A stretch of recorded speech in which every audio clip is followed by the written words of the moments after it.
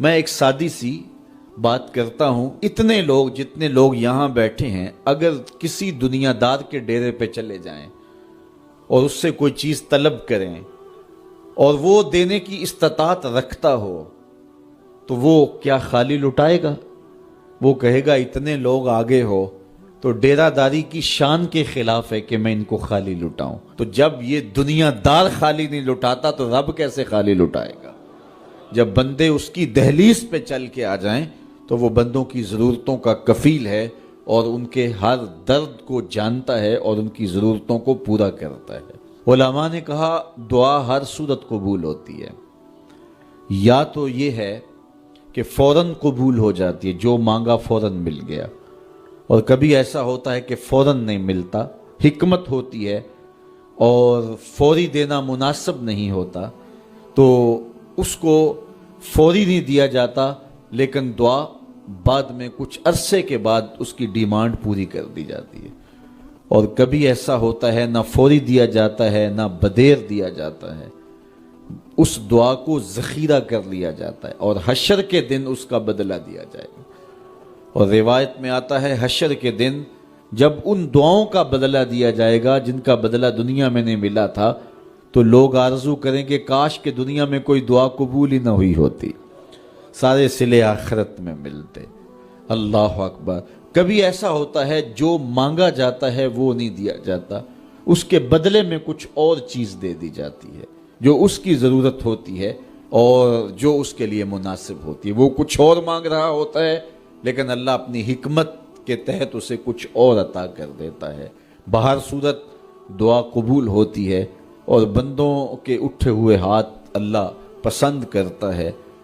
آج یہ بھی بحث چلتی ہے نہیں مانگنا چاہیے، فلاں وقت میں نہیں مانگنا چاہیے، تو وہ کہتا ہے مجھ سے مانگو جب بھی مانگو، میرا دست کرم تمہیں دینے پہ آمادہ ہے۔ اور اگر کوئی نہیں مانگتا تو فرمایا کل ما یابو بکم ربی لولا دعاؤکم، اے محبوب فرما دو اگر یہ نہیں مانگیں گے تو اللہ بھی پرواہ نہیں کرے گا۔ مانگنا تمہاری ضرورت ہے، اگر تم مانگتے رہو گے تمہاری جھولیاں بھرتا رہے گا، اور اگر تمہیں اسے نہیں پکارو گے تو وہ بھی تمہاری پرواہ نہیں کرے گا۔ تو اس کے حضور دعائیں مانگو، اپنی آرزویں پیش کرو، اپنی تمنائیں اس کے حضور پیش کرو۔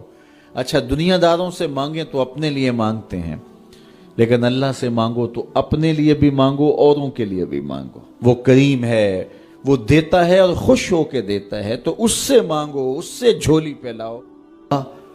اللہ سے راز و نیاز کی باتیں، جو باتیں بندہ کسی سے نہیں کر سکتا وہ اپنے رب سے ڈائریکٹ کرتا ہے، اپنے دل کے سارے دکھڑے اپنے رب کی دہلیز پہ رکھتا ہے اور اپنی ساری ضرورتیں مالک کی چوکھٹ پہ رکھ دیتا ہے، اور اس سے مانگتے ہوئے بندے کو شرم نہیں آتی، حیا نہیں آتا، بلکہ اس سے مانگتے ہوئے فخر محسوس ہو رہا ہوتا ہے کہ میں اپنے رب سے مانگ رہا ہوں۔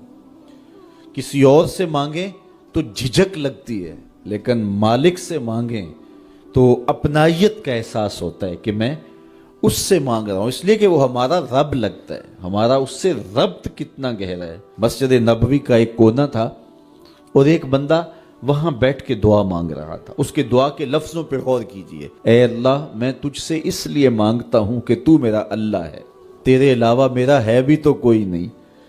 تو یہ وہ دعا مانگ رہا تھا اور مسجد نبوی کے کونے میں بیٹھا تھا۔ حضور نے دیکھا تو ایک صحابی سے کہا وہ جو دعا مانگ رہا ہے اس کو جا کے بتا دو تمہاری دعا قبول ہو گئی ہے۔ وہ مانگ اس ڈھب سے رہا ہے۔ تو یہ دعا اپنے رب سے نیاز ہے، دعا خود عبادت ہے۔ جب تمہاری ضرورتوں کا کفیل وہ ہے تو پھر اس سے نہیں مانگیں گے تو کس سے مانگیں گے؟ اور جب اس سے بندہ مانگتا ہے تو پھر وہ مانگنے والے کی لاج بھی رکھتا ہے۔ ان ربکم حیی کریم یستحیی من عبدہ اذا رفع یدیہ ان یردہما صفرا۔ تمہارا رب حیا کرنے والا کریم ہے، جب بندے اس کے سامنے ہاتھ پھیلا کے دعا مانگتے ہیں اللہ فرماتا ہے مجھے شرم آتی ہے ان کے اٹھے ہوئے ہاتھ خالی کیسے موڑوں۔ جب انہوں نے مجھ سے مانگا ہے تو میں نے بھی نہ دیا تو کون دے گا؟